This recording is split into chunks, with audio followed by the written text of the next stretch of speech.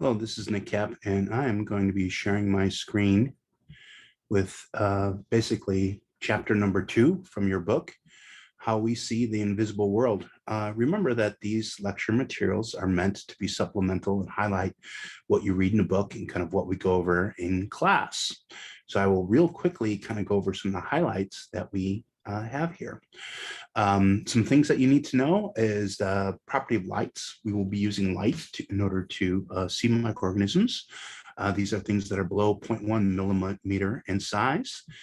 We will go over some of the instruments of microbiology and how we make the clear visible. That is, most of these organisms don't have a color to them, and we need to add a color to them somehow.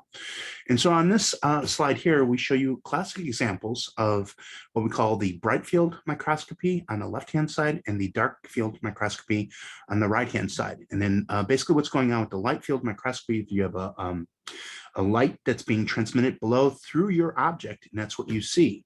And for the dark field microscopy, basically what you're having is light coming in on the sides and kind of bouncing off your object so that you can see this. This is Treponema, Boreal Brook 40, in order to look at that. And so the objectives that we want to look at for our light microscopy is we want to look at electron magnetic field. Basically what we call the amplitude is the height of the wave, whereas the wavelength is the distance between one peak and the next. And so here we see the amplitude and that. And so what we want to do is we want to use wavelengths of light that are roughly about the size of the organisms that we're looking at. Now, some of the things that we got to look at when we look at materials that we're looking through, we can have what are called transparent. These would be things like plastic or glass where light kind of shines through it. Our media would be transparent, and many of our organisms that we look at are transparent. Opaque is basically things that we can't see through, and these would be things that would be kind of milky. And so again, this milk here is opaque and we can't see through it. Again, when you make your mounts, if you have way too much bacteria there, then it's going to be opaque and you are not going to be able to see it. Refraction occurs when light passes through one medium, such as air, to another, such as glass, and changing the directions of the light rays. And so here we have white light that is going through and it's being refracted. And here's that refracted wavelengths. And so again, even going through these different transparent material, the light actually gets angled. And reflected is basically what light passing from 1 meter to maybe either by reflected is basically it bounces off. And so the incident ray, so refracted ray is going through, the reflected ray is going out. And so that's some of the things that we see. And so here's an example of refraction in that we have a pole going into water, and it looks like the pole bends, but it doesn't really bend. It is actually straight.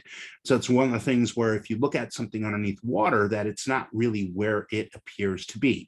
This is one of the main reasons why we use immersion oil. And now what you wanted to do is that the great thing and why we want refraction is that clear items like lenses work to kind of move light into a focal point so that you can see that particular item. And so again, when you look through the ocular, there's a focal point roughly about an inch above, which is basically where your eye should be, where you can get the materials in focus on that particular one. So that's very critical that we have that. The electromagnetic spectrum has a number of different ranges that we have. And basically what we are looking at a lot through our microscope is the visible electromagnetic spectrum, which is anywhere between 400 nanometers. If you remember, a nanometer is 1/1,000,000th of a meter, right? A millimeter is 1,000th of a meter. A micrometer is 1,000,000th of a meter, and a nanometer is 1/1000th of a micrometer, which is 1/1,000,000th of a meter. So that makes it 1/1000,000th of a meter. Now, when we see stuff, it's sometimes really hard to see particular materials underneath the microscope, so we need to give them a little bit of color.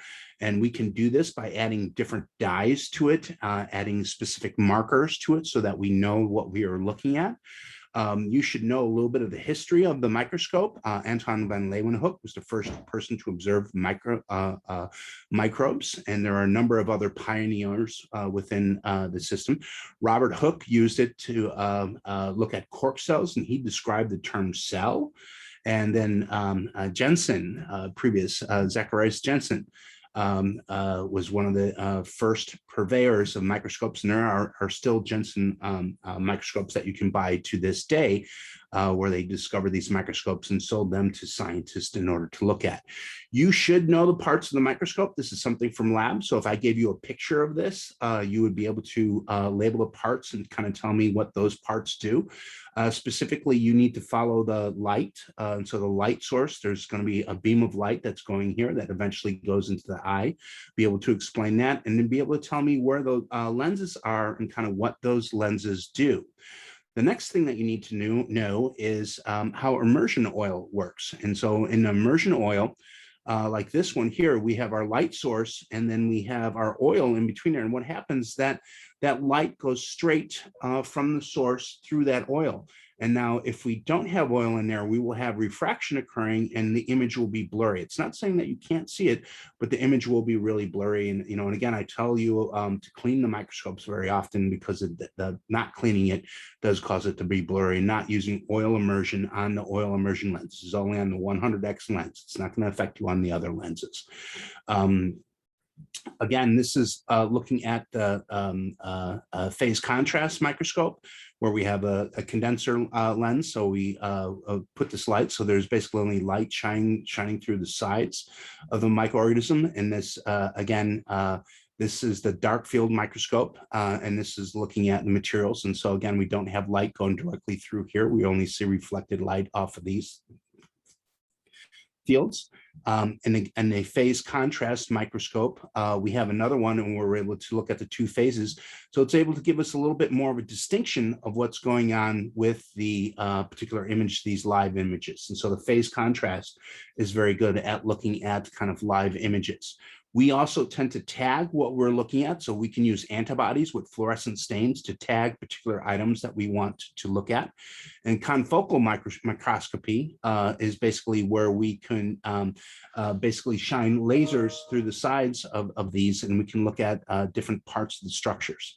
You also want to know what electron microscopes are. And so instead of using light to visualize something, they are using the electrons. Again, this is the transmission electron microscope. Looks at very small specimens, less than 100 nanometers across, and it uses magnets to focus these particular items. And so the scanning will look on the surface. And so here's on A is an example of a transmission electron microscope, in which we're able to cut very thin sections of our cells and able to look at them. Whereas the scanning electron microscope, we're able to look at the surfaces of cells. Now, this is very important because, again, when we look at bacteria, it's important to know that bacteria will form what are called biofilms. When the bacteria will clump together in these forms, and there may be populations, the whole ecosystems of these bacteria that are clumping together, where their characteristics change because it's not one individual bacteria, it is a group of bacteria. And so again, this is looking at multiple bacteria. We have, again, here bacteria of different sizes. You will be looking at that in your microscopes. In the laboratory, you will be kind of seeing that. Again, we have some microscopes that are good enough to look down to basically the atoms. Figure 2.28 in your book gives you a really good description of what the different microscope types are and kind of what their uses are for those. And so I would suggest that you go ahead and look at those. The next thing that we really want to look at is staining of specimens, because again, the specimens that we're going to be looking at are basically clear. They don't have any color to them. So we need to add color for them in order to look at them. With the staining, we want to be able to differentiate between what we call simple stains and what we call differential stains, which allow us to look at different things. We want to explain how stains are commonly used.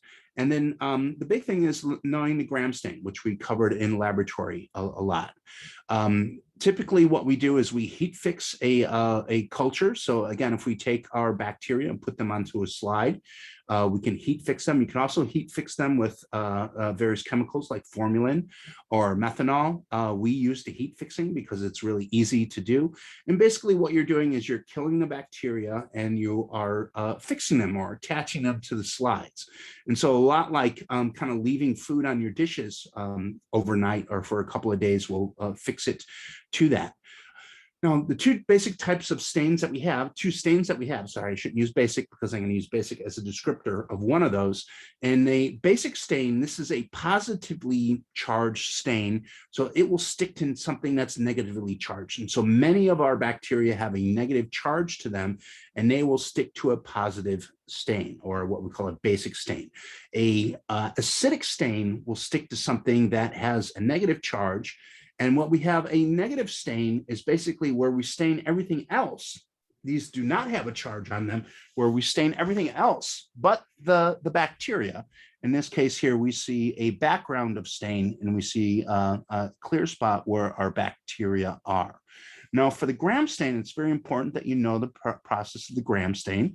And according to your flow chart that you should have written, the first step that you have after you do your heat fixing is to put the crystal violet on your stain, and that's going to look purple, right? Even your gram positives are going to look purple, your gram negatives are going to look purple if you're going to, and that's basically a simple stain. Now, what we do is we add iodine, which is a mordant, which will change the properties of your stain and make it a little bit larger. So the stain goes into the peptidoglycan and it has a more difficult time coming out of the peptidoglycan because it's twice as large. Again, when we do this, our bacteria are both going to be stained with the crystal violet, and they're going to be a kind of a dark purple in color. Our alcohol decolorizes and washes out the stain. And so again, what it is we want to do it just enough to kind of wash out the stain.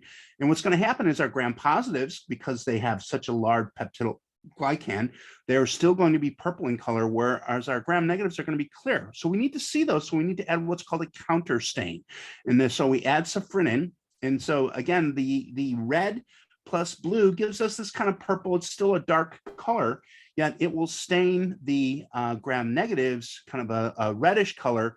And so we can do this. And so again, we're looking at the difference in the cell wall between these two when we do this. And we'll talk about the cell wall when we talk about the cell types.